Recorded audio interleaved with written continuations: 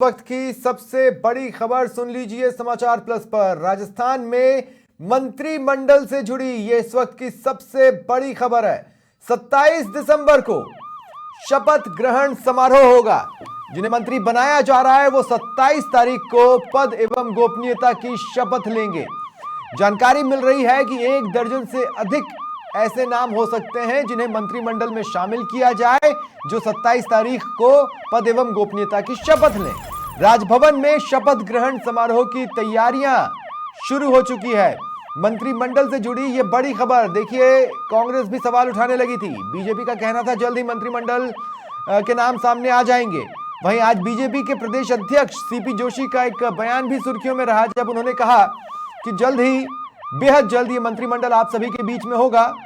हो सकता है पहले एक छोटा मंत्रिमंडल सामने लाया जाए और उसके बाद फिर विस्तार कर उसे वृहद रूप दिया जाए। लेकिन दोनों ही बातें, सीपी जोशी के बयान के बाद इतना तो साफ हो गया था कि अब मंत्रिमंडल विस्तार वक्त की बात है, जल्द से जल्द होगा। और इस बीच जानकारी मिल रही है कि राजभवन में 27 तारीख को समारोह की तैयारियां शुरू कर दी गई हैं। ऐसे में यह तो साफ है कि सीपी जोशी जो कह रहे थे कि जल्द ही मंत्रिमंडल विस्तार होगा, वैसा जल्द ही मंत्रिमंडल बनाया जाएगा, वो हो रहा है। साथ ही दूसरी पोर्शन, उसे लेकर संशय की स्थिति। एक तरफ सीपी जोशी ये कह रहे हैं कि पहले कुछ नामों को मंत्रिमंडल में शामिल किया जाएगा, फिर बाद में बड़ी लिस्ट लाई जाएगी। या तो ये होगा और या फिर 12 से ज्यादा नाम सामने आएंगे जो कि 27 तारीख को समारोह में पद एवं गोपनीयता की शपथ लेंगे और उसके बाद विभागों का बंटवारा होगा। बहरहाल ये इस वक्त की सबसे बड़ी खबर आपको बता रहे हैं। राजस्थान में मंत्रिमंडल कब आएगा, ये सवाल बार बार बीजेपी से पूछा जा रहा था। बीजेपी के तमाम दिग्गज जब भी मीडिया से मुखातिब होते हैं, मीडिया भी उनसे ये सवाल पूछ रहा था कि भाई मंत्रिमंडल को लेकर क्या कुछ हो रहा है। हर बार ये कहा गया कि जल्द ही इस पर आपको सूचित किया जाएगा। अब जानकारी मिल रही है कि राजभवन में तैयारियां शुरू हो चुकी है। 27 तारीख को समारोह रखा जाएगा जिसमें मंत्री बनाए जा रहे चेहरे पद एवं गोपनीयता की शपथ लेंगे। खास बात एक बार फिर दोहरा दूं, बीजेपी के प्रदेश अध्यक्ष सीपी जोशी का बयान, जिसके 2 हिस्से थे। उन्होंने कहा कि जल्द ही मंत्रिमंडल के नाम सामने आने वाले हैं और उन्होंने ये भी कहा कि बहुत जल्द वो शपथ भी ले लेंगे। साथ ही उन्होंने जोड़ा कि हालांकि जो पहली लिस्ट रहेगी मंत्रिमंडल में जिन नामों को शुमार किया जा रहा है वो छोटी रह सकती है और उसके बाद फिर विस्तार कर उसे बड़ा किया जाएगा। तो या तो इस फॉर्मूले पर बीजेपी चलेगी कि कुछ चेहरों को ये कहा जाए आप पद एवं गोपनीयता की शपथ लें और विभागों का बंटवारा कर दिया जाए ताकि सुचारू तरीके से काम चलता रहे, और फिर बाद में जरूरत के लिहाज से विस्तार की तारीख तय की जाए और अन्य नामों को भी मंत्रिमंडल में जोड़ा जाए, या फिर एक साथ एक लमसम लिस्ट निकाली जाए। जैसा कि आप देख रहे हैं, जैसा कि जानकारी मिल रही है, 12 से ज्यादा नाम हो सकते हैं जो कि उस दिन शपथ ले सकते हैं। अब देखिए आप, जिस तरह के नंबर सेट हैं इतने ही हो सकते हैं। उस लिहाज से एक सीएम, 2 डिप्टी सीएम हो ही चुके हैं। अब जो बाकी बचता है उन नामों को 2 हिस्सों में बीजेपी लाएगी। पहले एक और फिर मंत्रिमंडल का विस्तार होगा, यानी पहले मंत्रिमंडल बनाया जाएगा और उसके बाद मंत्रिमंडल का विस्तार किया जाएगा। अब पहली पारी में ऐसा माना जा रहा था कि बहुत सारे चेहरों को लाया जा सकता है, लेकिन नहीं, ऐसा नहीं हो रहा है। लगभग 12 के आसपास या उससे कम, हालांकि कहा नहीं जा सकता, उससे ज़्यादा भी हो सकते हैं, लेकिन सीपी जोशी का इशारे को अगर हम समझने की कोशिश करें तो 12 के आसपास या 12 से कम ऐसे नाम हो सकते हैं जो उस दिन यानी 27 दिसंबर को शपथ लेते नजर आए और उसके बाद फिर मंत्रिमंडल विस्तार में बाकी अन्य चेहरों को भी जोड़ लिया जाए। बहरहाल ये इस वक्त की सबसे बड़ी खबर समाचार प्लस पर आप देख रहे हैं। 27 दिसंबर को मंत्रिमंडल का शपथ ग्रहण समारोह होगा, जिसे लेकर राजभवन में तैयारियां शुरू कर दी गई हैं। इसका मतलब है कि इन्फॉर्म किया जा चुका है। और ज्यादा जानकारी के लिए बात करेंगे सहयोगी मनोज से। मनोज, क्या जानकारी है? बिल्कुल स्वप्निल, बताना चाहूंगा, मुख्यमंत्री बनने के बाद कहीं ना कहीं मंत्रिमंडल विस्तार की चर्चाएं सामने आ रही थी और कह सकते हैं 2 उप मुख्यमंत्री बनाए गए हैं। उसके बाद मंत्रियों की संख्या भी तय करना है।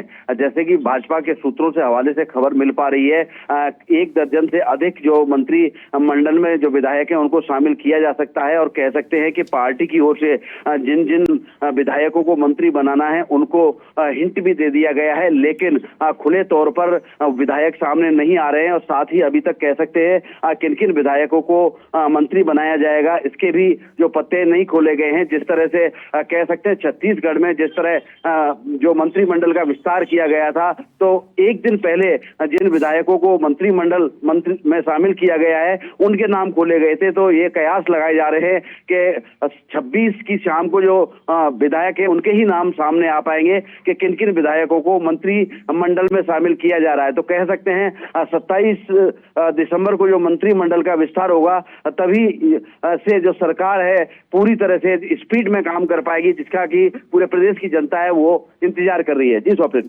हाँ, लेकिन मनोज आपसे ये भी जानना चाहेंगे कि राजभवन को इन्फॉर्म तो किया ही गया है कि हमारा हम नामों को लेकर एक स्थिति में पहुंच चुके हैं और हम 27 तारीख को ये मंत्रिमंडल के चेहरों के लिए शपथ ग्रहण समारोह चाहते हैं। 27 तारीख को ये होगा। राजभवन से क्या कोई सूत्र आपका कोई जानकारी दे पा रहे हैं क्या?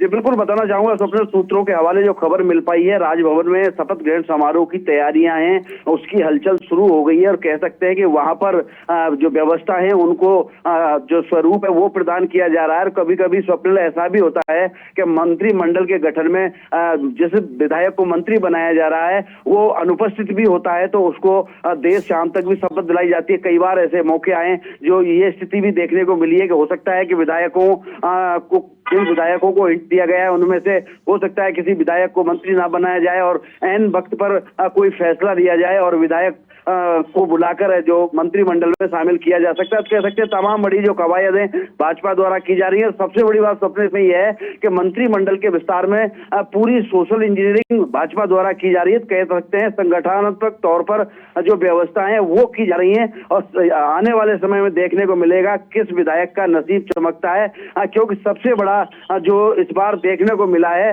कि सभी कयास धरे के धरे रह गए हैं और यहाँ पर नसीब ने भी अपना काम किया है। जिस तरह से मुख्यमंत्री और उप मुख्यमंत्री के चेहरे सामने आए थे, तो जो कयास लगाए जा रहे हैं मंत्रिमंडल में अधिकतर युवाओं को तरजीह दी जाएगी, तो कह सकते हैं कि जो नए चेहरे हैं वो भी मंत्रिमंडल में शामिल हो सकते हैं। जी स्वप्निल। बिल्कुल। और देखिए जैसा कि माना जा रहा था आज सीपी जोशी ने, मैं लगातार अपने दर्शकों को इस बारे में बता रहा हूं, आज सीपी जोशी ने ये कहा कि बहुत जल्द होने वाला है, बहुत जल्द नाम भी आपके सामने आ जाएंगे, समारोह भी हम बहुत जल्द रखने वाले हैं, लेकिन शुरुआत में एक छोटी लिस्ट लाएंगे, कुछ चेहरों को हम अभी शपथ दिलवाएंगे और उसके बाद उसका विस्तार किया जाएगा। यानी 2 फेज में पूर्णतः मंत्रिमंडल का गठन होगा, ये इशारा उन्होंने किया था और शाम होते होते ये खबर आ गई है। बिल्कुल स्वप्निल, कह सकते हैं जिस तरह से लोकसभा चुनाव अप्रैल के महीने में राजस्थान में होने हैं, जिसकी मतगणना है मई के पहले सप्ताह में होती है, तो कह सकते हैं जिस तरह से भाजपा यहाँ पर रणनीति अपना रही है, तो कहीं ना कहीं लोकसभा चुनाव को देखते हुए भी जो मंत्रिमंडल है उसका विस्तार किया जाएगा। तो कह सकते हैं अब जो मंत्रिमंडल में शामिल किए जाएंगे वो 12 से 15, 15 से 18 तक के जो नाम विधायकों के नाम है वो हो सकते हैं और लोकसभा चुनाव संपन्न होने के बाद दूसरा जो चरण होगा उसमें मंत्रिमंडल के विस्तार के कयास लगाए जा रहे हैं। जैसे कि भाजपा के सूत्रों से खबर मिल पा रही है कि दूसरा जो मंत्रिमंडल है वो लोकसभा चुनाव के बाद विस्तार होगा। तो कह सकते हैं कि अब जो पहला मंत्रिमंडल बनाया गया है उसमें करीब 15 से 18 जो चेहरे हैं विधायकों के वो सामने आ सकते हैं। जी स्वप्निल। हाँ, लेकिन क्या ये जानकारी मिल पा रही है कि आखिर किस फॉर्मूले पर काम किया जा रहा है मंत्रिमंडल को लेकर? जी बिल्कुल स्वप्निल, बताना चाहूंगा मंत्रिमंडल के विस्तार को लेकर जो भाजपा के अंदर खाने की जो खबर सामने आ रही है सूत्रों के हवाले से, उसमें यह देखा जा रहा है कि सबसे पहले विधायक की क्षेत्र में जो गुडविल है वो कैसी है और साथ ही सत्ता और संगठन में समन्वय बैठाने के लिए जो चेहरे हैं वो शामिल किए जा रहे हैं। तो कह सकते हैं पूरी जो सोशल इंजीनियरिंग के साथ साथ यहाँ पर यह भी देखा जा रहा है कि जिस चेहरे को जिम्मेदारी मंत्री पद की दी जा रही है, विधायक को मंत्री पद की जिम्मेदारी दी जा रही है, वो सत्ता और संगठन के बीच में तालमेल बना पाएगा या नहीं बना पाएगा, और ये सब व्यवस्थाएं भाजपा द्वारा देखी जा रही हैं और ये भी चौंकाने वाले नाम जो आने वाले हैं वो भी स्थिति बनी हुई है। मनोज, बहुत बहुत शुक्रिया आपका हमारे साथ जुड़ने के लिए और तमाम जानकारी के लिए। तो राजस्थान में भजनलाल सरकार के मंत्रिमंडल में किसे जगह मिलेगी, ये दिल्ली में तो लगभग तय किया जा चुका है। आपको याद होगा हाल ही में सीएम भजनलाल शर्मा भी दिल्ली गए थे, दोनों डिप्टी सीएम भी उनके साथ थे, तो वहां पर तो लिस्ट बन चुकी है, ये तय माना जा रहा है। अब 27 तारीख को शपथ ग्रहण समारोह होना है। सहयोगी पिंटू मेरे साथ जुड़ रहे हैं। पिंटू, आपके पास क्या जानकारी है? लगता है पिंटू तक मेरी आवाज़ नहीं पहुंच पा रही है। देखिए, जिस फॉर्मूले पर ऐसा माना गया शुरुआत में, जिस तरह की खबरें आई उसके लिहाज से कि एक तो मंत्रिमंडल को युवा रखने की कोशिश की जाएगी, क्योंकि सीएम और जो 2 डिप्टी सीएम चुने गए हैं, बनाए गए हैं, वो यूथ से आते हैं और ऐसे में यूथ के साथ मिलकर काम करने में आसानी होगी। इसे देखते हुए हालांकि अनुभव का भी बैलेंस या पुट रखने की कोशिश मंत्रिमंडल में की जानी है। और देखिए, कहा जा रहा था कि 26 दिसंबर के बाद किसी भी दिन शपथ ग्रहण हो सकता है और वैसा ही पता चल रहा है। 27 दिसंबर को शपथ ग्रहण समारोह होना है। राजभवन में तैयारियां चल रही हैं। सहयोगी पिंटू मेरे साथ फोन लाइन पर जुड़ रहे हैं। पिंटू, आपके पास क्या जानकारी है? देखिए स्वप्निल, फिलहाल मंत्रिपरिषद का विस्तार नहीं हो रहा है कल, क्योंकि कल मध्य प्रदेश का होगा। और हालांकि सरकार के स्तर पर पूरी जो खाका है मंत्रिपरिषद का वो पूरा तैयार कर लिया गया है और कल मध्य प्रदेश का होगा। मानकर चला जा रहा है कि बुधवार तक राजभवन में जो विधायक वो मंत्री पद की शपथ लेंगे। और आज भी तमाम जो हमारे सूत्र हैं उन्होंने इस बात पे स्पष्ट जो जानकारी दी है, संकेत दिए हैं कि अगले 2 दिन तक किसी प्रकार का कोई मंत्रिपरिषद का विस्तार नहीं होने जा रहा है। कल मध्य प्रदेश का होगा, उसके बाद में मानकर चला जा रहा है कि बुधवार को मंत्रिपरिषद का विस्तार होगा और राजभवन में जिन विधायकों को मंत्री पद की शपथ दिलानी है उनको शपथ दिलाई जाएगी और करीब 1.5 दर्जन विधायकों को मंत्री पद की शपथ दिलाई जाएगी। उसमें करीब 12 से 13 जो विधायक है, जो मंत्री वो कैबिनेट मंत्री होंगे, बाकी राज्य मंत्री बनाए जाएंगे। एक छोटा मंत्रिमंडल होगा फिलहाल लोकसभा चुनाव के मद्देनजर, और जैसे ही लोकसभा चुनाव होंगे उसके बाद में फिर विस्तार होगा और फिर जो तमाम बाकी के विधायक है उसको कोटे को पूरा किया जाएगा, क्योंकि राजस्थान में मुख्यमंत्री सहित 30 मंत्री जो बनाए जा सकते हैं, जो 15% विधायकों की संख्या के 15% ही मंत्री बनाए जा सकते हैं, तो अधिकतम 30 मंत्री मुख्यमंत्री सहित हो सकते हैं। इसलिए अभी मानकर चला जा रहा है कि करीब 1.5 दर्जन विधायकों को मंत्री पद की शपथ दिलाई जाएगी। उसमें 12 से 13 कैबिनेट मंत्री होंगे और उसके बाद में लोकसभा चुनाव के बाद में फिर विस्तार होगा। बाकी परफॉर्मेंस के आधार पर भी तमाम जो क्षेत्र होंगे वहां पर जो परफॉर्मेंस होगी उसके आधार पर भी जगह दी जाएगी। और इस बार मंत्रिमंडल में युवा चेहरों को जो है ज्यादा तरजीह दी जाएगी, क्योंकि बड़ी तादाद में युवा जीत कर आए। हालांकि अनुभवी भी है, कुछ एक चेहरे अनुभवी चेहरे होंगे, बाकी नए चेहरों पर इस बार मंत्रिपरिषद में दांव खेला जाएगा। जी स्वप्निल।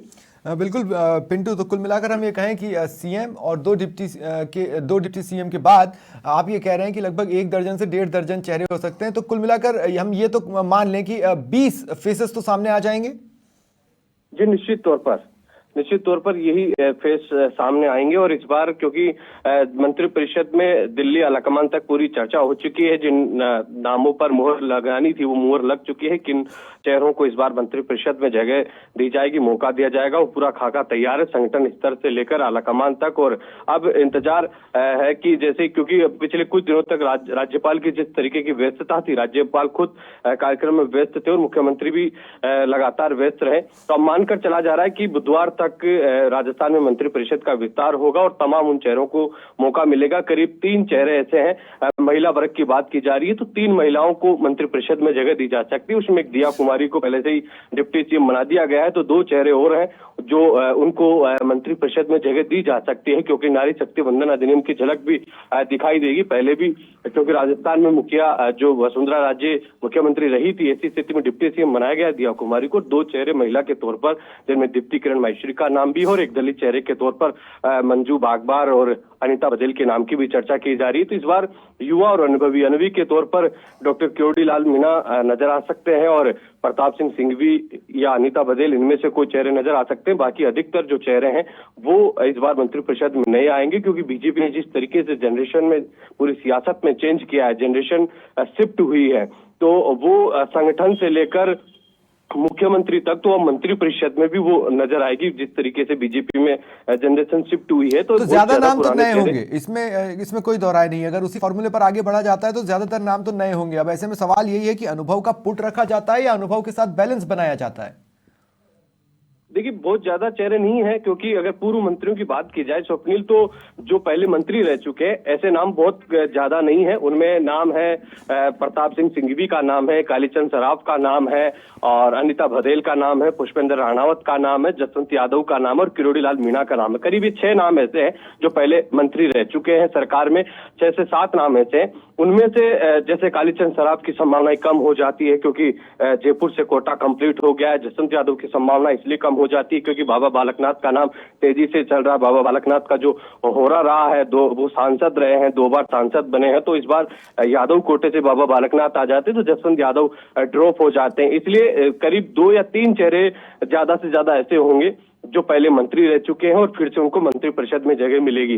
तो अनुभव का तालमेल रहेगा, लेकिन अधिकतर जो चेहरे होंगे वो नए चेहरे होंगे। नए चेहरों को इस बार मंत्री परिषद में जगह दी जाएगी और उसका पूरा एक खाका जो है वो पूरी तरीके से तैयार कर लिया गया है। और अनुभव की जहां तक है, संगठन जिस तरीके से बीजेपी में मजबूत है और संगठन का जो एक कार्यकर्ता पूर्ण रूप से सक्षम होता है, वो निश्चित तौर पर देखने को मिलेगा। एक जोगेश्वर गर्ग की बात है, उनको मंत्री बनाया जा सकता है। संघ पृष्ठभूमि से आते हैं और एक अच्छा अनुभव है संसदीय परंपराओं को उनका, तो उनको भी यहाँ पर जिम्मेदारी दी जा सकती है, संसदीय मंत्री बनाया जा सकता है। चलिए, शुक्रिया आपका पिंटू हमारे साथ जुड़ने के लिए और तमाम जानकारी के लिए।